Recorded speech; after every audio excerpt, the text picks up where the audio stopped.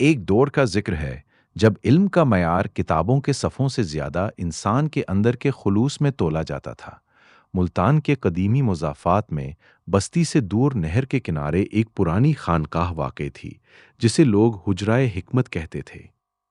رات کے آخری پہر جب دنیا گہری نیند کے آغوش میں چلی جاتی، اس حجرے سے مٹی کے چراغ کی مدھم روشنی باہر جھانکتی نظر آتی۔ یہ چراغ بابا سراج الدین کی شب بیداری کا گواہ تھا۔ لوگ انہیں پیر دانا کہتے تھے۔ وہ 70 سال کی عمر عبور کر چکے تھے، مگر ان کی آنکھوں میں علم کی وہ پیاس تھی جو جوانی سے بھی زیادہ توانا معلوم ہوتی تھی۔ انہوں نے اپنی زندگی کے 30 سال قدیم نسخوں، باطنی علوم اور روح کی پراسرار حقیقتوں کو سمجھنے میں صرف کر دیے تھے۔ ان کے حجرے میں بوئیدہ کاغذات، چمڑے کے تومار اور خشک جڑی بوٹیوں کی ایک خاص مہک پھیلی رہتی تھی۔ مگر بابا سراج الدین کا ایک اصول تھا، وہ علم صرف اسے دیتے تھے جس کے دل میں طلب سچی ہو اور جس کی نیت کا شیشہ ہر قسم کی غرور اور سیاہی سے پاک ہو۔ ایسی ہی ایک برسات کی تاریک رات میں جب بادل زور سے گرج رہے تھے اور ہوا درختوں کو جھنجھوڑ رہی تھی، حجرے کے لکڑی کے پرانے دروازے پر دھیمی سی دستک ہوئی۔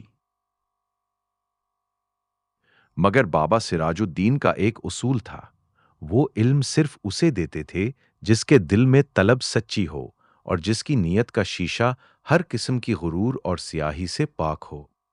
بابا سراج الدین نے قلم رکھا، چراغ اٹھایا اور دروازہ کھولا۔ باہر ایک نوجوان کھڑا تھا۔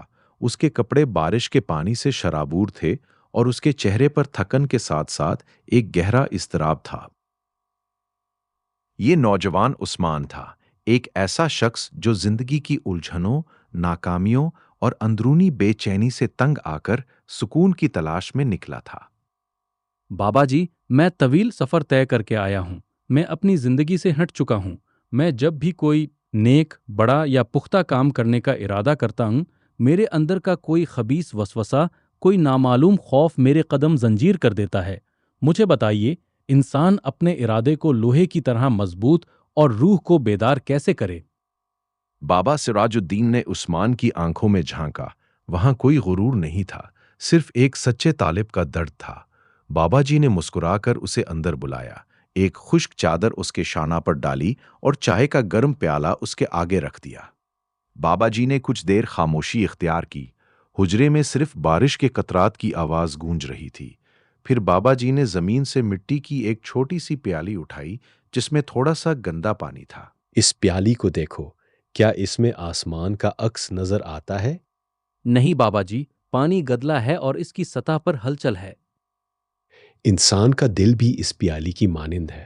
جب تک اس میں خواہشات کا گند، دوسروں کے لیے بغض اور ناپید خوف کا غبار رہے گا، اس میں حقیقت کا کوئی عکس نظر نہیں آ سکتا۔ تم اپنے ارادے کو مضبوط کرنا چاہتے ہو، لیکن تمہارا دل ماضی کے پچھتاووں اور مستقبل کے خوف سے بھرا ہوا ہے۔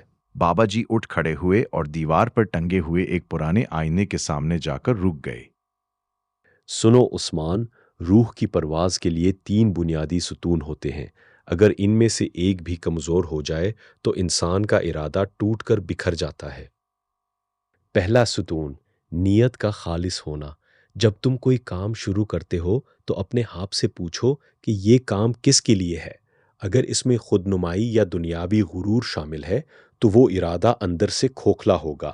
نیت کی پاکیزگی ہی ارادے کو روحانی طاقت دیتی ہے۔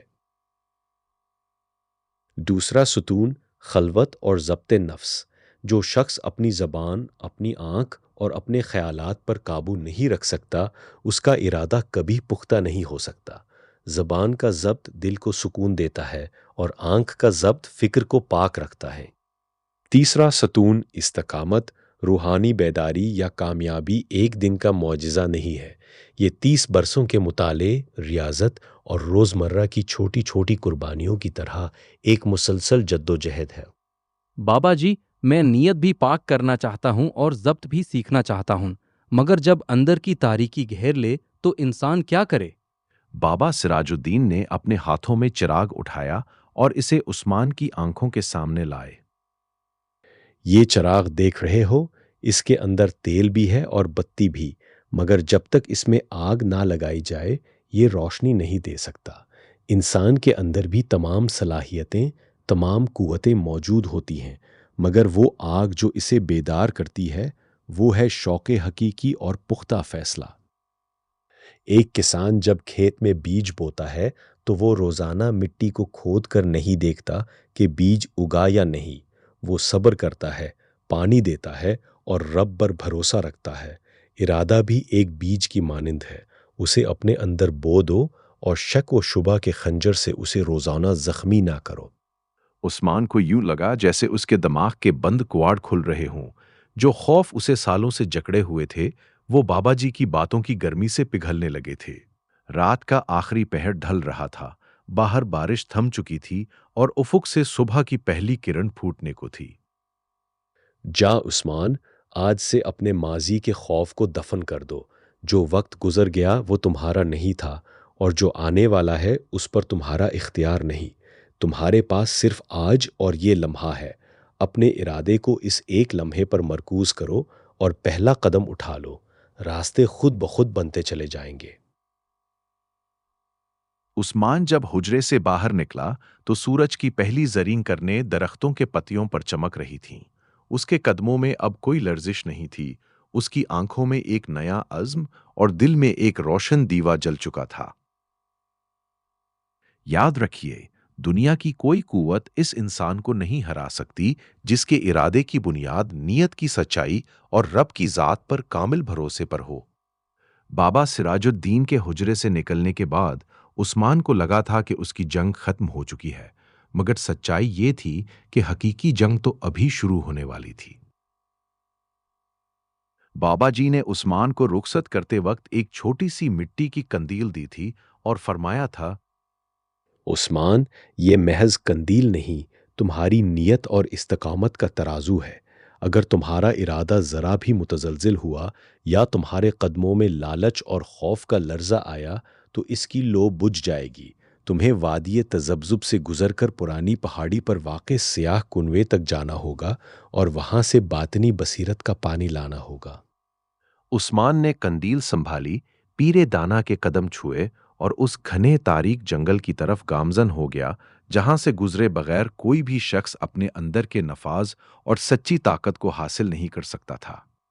جوں جوں عثمان جنگل کے دل میں اترتا گیا، درختوں کے سائے خوفناک ہیولوں کی مانند لمبے ہونے لگے، ہوا میں عجیب سی سرسراہٹیں اور دل دہلا دینے والی آوازیں گونجنے لگیں۔ یہ وادی تذبذب کی پہلی آزمائش تھی، ماضی کا خوف۔ عثمان، تم واپس لوٹ جاؤ، تم اس قابل نہیں ہو۔ تم پہلے بھی ہار گئے تھے، تم اب بھی ہار جاؤ گے۔ تمہاری نیت میں کوئی طاقت نہیں۔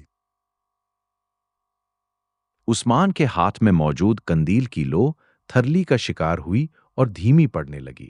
اس کے قدم برف کی طرح جم گئے۔ اس کا دل پکار اٹھا کہ ہاں، میں کمزور ہوں، مگر ٹھیک اسی لمحے اس کے ذہن میں بابا سراج الدین کے الفاظ گونج اٹھے۔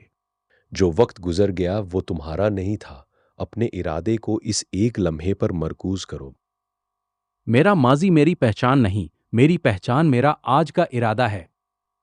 آس کے یہ کہتے ہی سائے چیختے ہوئے ہوا میں تحلیل ہو گئے اور قندیل کی لو ایک دم روشن اور تیز ہو گئی۔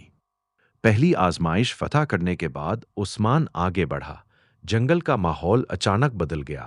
تاریکی کی جگہ ایک سحر انگیز روشنی نے لے لی۔ سڑک کے کنارے سونے اور جواہرات سے بھرے تھال رکھے نظر آئے اور خوبصورت آوازیں اسے اپنی طرف بلانے لگی۔ یہ دوسری آزمائش تھی، دنیاوی لالچ اور آسان راستے کی جستجو۔ عثمان، اتنی مشکل ریاضت کیوں کرتے ہو؟ یہ دیکھو، یہاں تمام آسائشیں، عزت اور دولت موجود ہے۔ اس قندیل کو بجھا دو اور اس راحت کو قبول کر لو۔ تمہیں آگے جانے کی کوئی ضرورت نہیں۔ عثمان کے قدم ایک لمحے کے لیے لڑکھڑائے۔ انسان کا نفس ہمیشہ آسان اور سست راستے کی طرف بھاگتا ہے۔ اس نے سونے کے برتنوں کی طرف ہاتھ بڑھانا چاہا، مگر جیسے ہی اس کی انگلیوں نے ایک برتن کو چھوا، قندیل کا دھواں کالا ہونے لگا اور لو بجھنے کے قریب پہنچ گئی۔ نہیں، یہ محض ایک سراب ہے جو کامیابی بنا محنت اور بلا استقامت ملے وہ روح کو بیدار نہیں کرتی بلکہ اسے سلا دیتی ہے۔ عثمان نے لالچ کے تمام سامان سے منہ موڑ لیا اور بغیر پیچھے دیکھے تیزی سے آگے بڑھ گیا۔ پیچھے سے پرتعیش مناظر دھوئیں کی طرح اڑ گئے۔ سفر کے آخری مرحلے میں عثمان پہاڑی کی چوٹی پر واقع اس سیاہ کنویں کے پاس پہنچ گیا۔ کنواں گہرا، تاریک اور ویران تھا۔ اس میں سے ایک قطرہ پانی نکالنا بھی ناپید معلوم ہوتا تھا۔ کنویں کے پاس ایک بوڑھا لاچار شخص بیٹھا سسک رہا تھا۔ وہ پیاس سے نڈھال تھا اور اس کی آنکھوں میں زندگی کی رمق ختم ہو رہی تھی۔ عثمان نے کنویں میں قندیل کی روشنی ڈالی۔ کنویں کی تہہ میں صرف ایک چھوٹا سا پیالہ پانی کا بچا تھا۔ یہ تھی سب سے بڑی اور حتمی آزمائش، ایثار اور خود غرضی کا خاتمہ۔ اگر عثمان وہ پانی خود پیتا تو اسے باطنی بصیرت کا علم مل جاتا، مگر اگر وہ پانی اس بوڑھے کو دے دیتا تو شاید وہ علم کے اس موقع سے محروم ہو جاتا۔ عثمان کے اندر ایک شدید جنگ چھڑ گئی۔ میں نے اتنی مصیبتیں سہیں، اتنے امتحان دیے، کیا یہ پانی کسی اور کو دے دوں؟ عثمان نے اس لاچار بوڑھے کی تڑپتی آنکھوں میں دیکھا، پھر اس نے اپنی قندیل کی لو پر نظر ڈالی جو اب صاف اور شفاف روشنی دے رہی تھی۔ اسے بابا جی کی بات یاد آئی، نیت کی پاکیزگی ہی ارادے کو روحانی طاقت دیتی ہے۔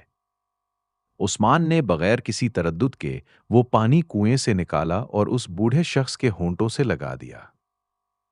جیسے ہی اس بوڑھے نے پانی کا آخری قطرہ پیا، ایک معجزہ نما واقعہ رونما ہوا۔ وہ بوڑھا شخص غائب ہو گیا اور اس کی جگہ سے نور کی ایک لہر اٹھی۔ سیاہ کنویں سے شفاف زلال پانی کا چشمہ ابل پڑا، پہاڑی کا چٹا سونا بن گیا اور ہوا میں ایک انوکھی خوشبو پھیل گئی۔